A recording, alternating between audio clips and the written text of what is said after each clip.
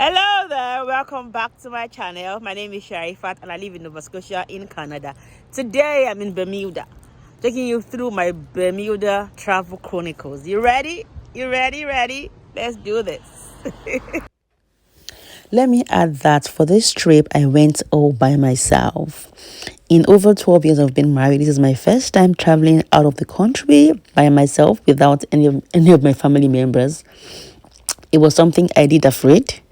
I'll let you know if it's something I enjoyed, if it's something I'll do again. This video or this Bermuda travel chronicles will be in series. I can't have it all in one video. I'll show you all I got to do in Bermuda. So please come along. I went on this trip with my Canadian passport. This is my first international trip with my passport. Being a passport holder from Canada, I traveled visa-free to Bermuda. And it felt really, really good. Like, it felt good. I've not been like in an aeroplane since 2019. That was when we went to the US, me and the kids. So it felt good traveling again, and it felt really, really, really good. All thanks to COVID. I'm happy that things are opening up now. The airports were jam-packed. The airplanes were filled up to the brim. Like, people are traveling, that they've had enough of the lockdown. So this summer, I can't even imagine how the summer would be. If I know during spring, our travel is this busy, I can only imagine how busy it will get in summer. So on the day of my travel, my husband carried my bag and he was like, are you relocating to Bermuda? This is very heavy. So now, suggested that he uses his hand scale to measure the bag, which was a good idea. So I was still within like the allowed limits. So that's him helping me to weigh my bag. When I travel, I'm a packer. I spent like 5 days and 4 nights in Bermuda, but you think I was going to spend the 1 month. I love to have everything I need on a trip. Like, even if I'm going to the next city, I like to pack and just be okay that I know that everything I need, like basic things I need, are with me. So that's it on this day. It was a very early morning flight.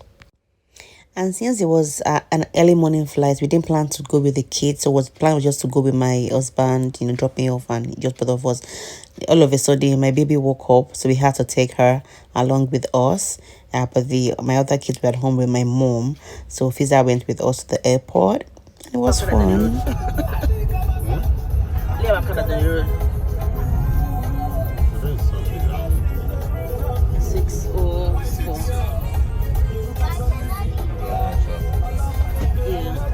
Pardon?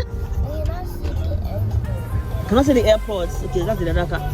We are going to the airport now. We are on our way to the airport.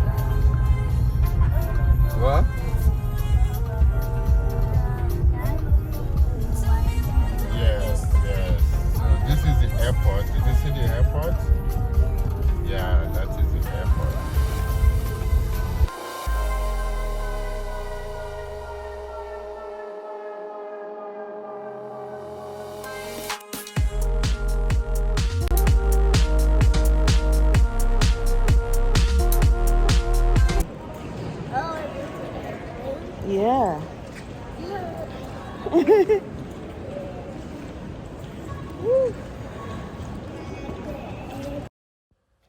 So once I checked in my luggages, I took some pictures of myself, because why not? If not, took pictures of myself, my baby, and my husband. It was quite emotional for me, but I was really, really excited to leave. Like, I was really excited. Okay, bye. Say bye-bye. Bye, Fifi. Bye. All right, dear, later. And then once I went through the security, we went to board. When people ask me one of the disadvantages of living in Nova Scotia, I would say is flying, because most times when you want to travel to another country, you have to go to Toronto first, or Vancouver, or Montreal. Like, you hardly find direct flight from Halifax to international flight, except from London. Yeah, there are a few flights that goes to London from Halifax straight, but sometimes some of the airlines still go through Toronto or other cities. So if you ask me, one of the demerit of living in Nova Scotia, it has to be flying, having to go through somewhere else before you go to your, final destination. Anyway, and also the flight was delayed for about, I think, 30 minutes or thereabouts. And then off we went to Toronto. It was a nice flight. It was enjoyable, and I mean, it was nice. So since we have to fly to other bigger cities, it makes the journey longer and more expensive, because the airline will definitely charge you for two cities, like from Halifax to Toronto, from Toronto to your final destination. Even they will not say they are charging you, but in the long run they are charging you, right? So it makes trips longer and more expensive. So that's one of the things I don't like about living in Nova Scotia. So I know I'm a pro Nova Scotia. I'm, an unofficial ambassador of Nova Scotia, but this particular one, I don't enjoy it. And generally, travel within Canada is really expensive. Like, you can pay more to travel from Halifax to Vancouver. The money you spend to travel from Halifax to Vancouver, it can take you to another country. For example, when I went to New York in 2019, it cost me less to fly from Halifax to New York than what it cost me to fly from Halifax to Ottawa, like our capital city. That's how expensive it is. So flying generally in Canada is quite expensive. I think because they are far apart, like each province is far apart from each other. So I think that's why it's expensive. My opinion. And I think that you don't have enough competition. I would say we have like 2 or 3 prominent airlines in Canada. So I think kind of monopoly, if I would say that, if that's the right word, not monopoly, there's no much competition really. Guys, let me even gist you about my first flight experience. The first time I went on an aeroplane, it was in 2013. Myself and Nabil went to UAE. We went to Dubai for holiday, like a vacation that year. Nabil was not up to 2 yet. It was like 1 and few months. So we went together to for vacation. I was so ecstatic. Like, the feeling was surreal. I'm like, me on aeroplane. I was really thrilled though. I took pictures inside the aeroplane. There's no part of the aeroplane that I don't take pictures. Is it the toilet? Is it this? Everywhere. In fact, I'm just a bit I've not seen aeroplane before. I don't even care. Even the pilot seat, we went took pictures. Nabil took picture with the pilot. I was so even with the attendant, we took pictures. Like, each time I remember, I just laugh at myself. But it's my journey, and I embrace it. Like, I don't even, I have no shame in that kind of thing. When I attain something like a milestone, I'm always very thankful and grateful, and I celebrate it. I don't care whether I would say, someone is acting like a bush girl. I don't even care. Like, I don't care. I remember the first time I went out of Nigeria, I was to Ghana in 2012. That was my first vacation, my first trip outside of Nigeria. Here, we went to Accra. It was me and my son. No, we went through Benin Republic. We even went by road.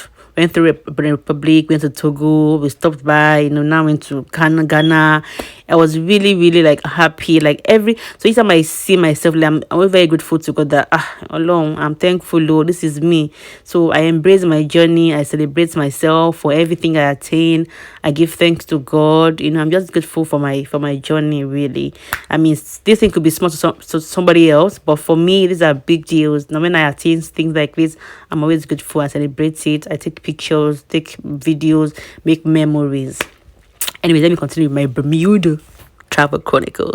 So to visit Bermuda, you have to be fully vaccinated, and prior to your travel, you should also do COVID tests about 48 or 72 hours before your travel date. Another thing that you'd also have to obtain is the travel authorization. It has to be approved before you land in Bermuda. Airlines will not even pick you if you don't have that travel authorization. This is what it looks like. You have to apply online for it before your travel. They usually say about 48 hours prior to your travel dates. Guess what, guys? I did not obtain this travel authorization. I just assumed that it was just the fully vaccination proof and COVID test. So I went with those. Thankfully, when I got to Toronto, I had 4 hours layover, and one of the attendants just told me and said, I hope you have your approval, your travel authorization, like travel authorization. She was like, yeah, it's required for you to travel. These flights will not, board you without that authorization. As I went to now apply I shall apply, hoping that at least within 4 hours I'll get an approval. So they'll send it to you via email. I waited. So when it was close to boarding time, I now called their hotline. I called once for like over an hour. I was on hold. Nobody picked the call. I was like, I said I was on number 7 something on the queue or something like that. So I waited. When it got to, I was on like 37 on the queue. The call cut. I tried again, the same thing. Like, hey, I was so nervous, and they were announcing it. If you don't have the travel authorization, we cannot board you. I have to have it. This form is what you get, when you're bored, actually. So I was so scared. Like, I was really, really scared. So I now wait. I stayed like at the very back of the queue, hoping that at least before it gets to my turn, I'll get the email. I sent them email. I wrote urgent, please approve my authorization. I called. The call kept going. After 1 hour of hold, the call cut. Like, I was almost crying. Anyways, somebody just told me just go and show the attendants. So when you apply, it's not even free. It's $40. You pay $40, and one Bermudian dollar is $1 rather. So it's $40 Bermudian dollar or 40 USD. So I applied. So I got a notification that I'd applied. So I now went to show the attendant that, oh, look at what I have. So I don't know. Maybe the guy did not check to see. It was not an approval. It was just like me applying. That was how I went on that plane.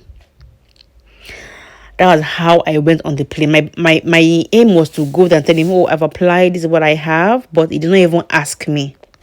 But they told us that when we land Bermuda, they would ask us that everybody has to have it. They've been given stern warning not to pick any passenger at all without that approval, that authorization.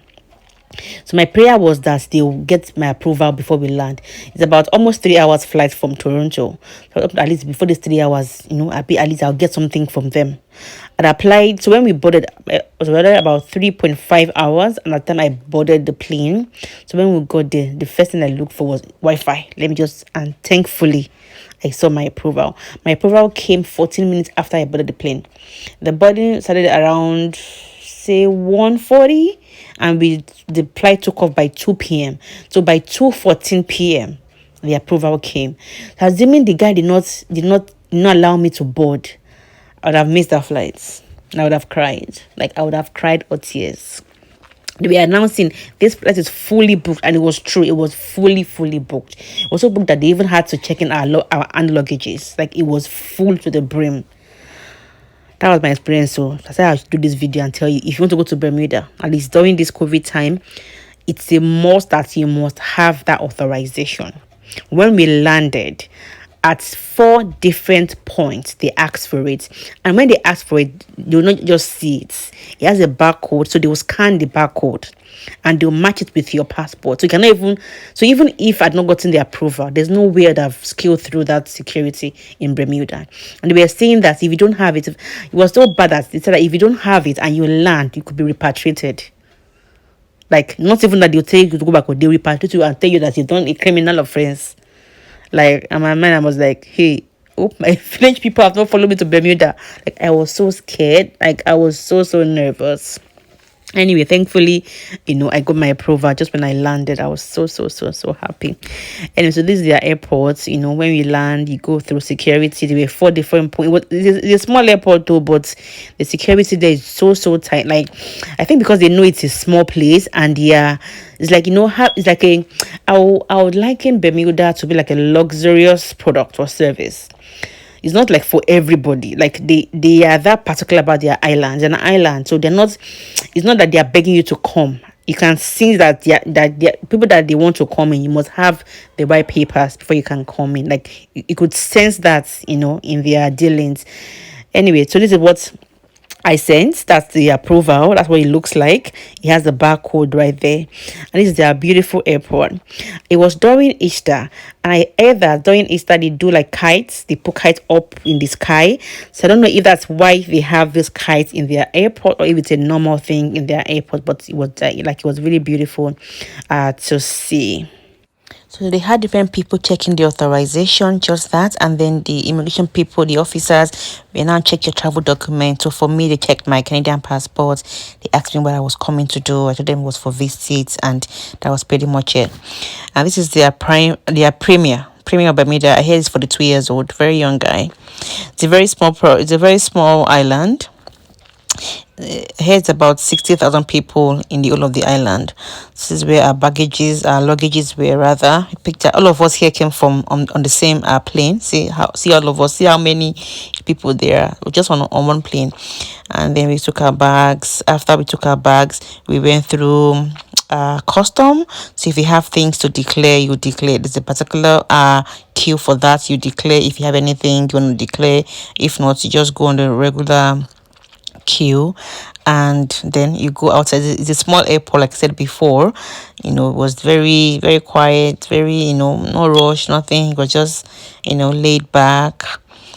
And that was my experience. It was the security checking was like easy breeze. The only thing they were particular about was like authorization, and then of course your travel document as well. If you have a passport, or if you require a visa from a country that requires visas, they will check that, and that's it. That's the customs. And I went out of the place. And sometimes some people that maybe went to a resort or hotel that offers airport pickup, those ones will pick you up. But for me, I didn't have that booked. I just get a taxi, and that's pretty much it. So that's my chronicles from Halifax to Bermuda. So in the next series, I'll show you what I got to, and things I got to do. Hope you enjoyed this. Thank you very much for watching. Please subscribe if you're yet to subscribe. Like, comment if you have comment. I really appreciate to read from you. Thank you very much and have a great time. Bye. Let me say one more thing. Bermuda is very expensive. If there's anything that you add, it's expensive.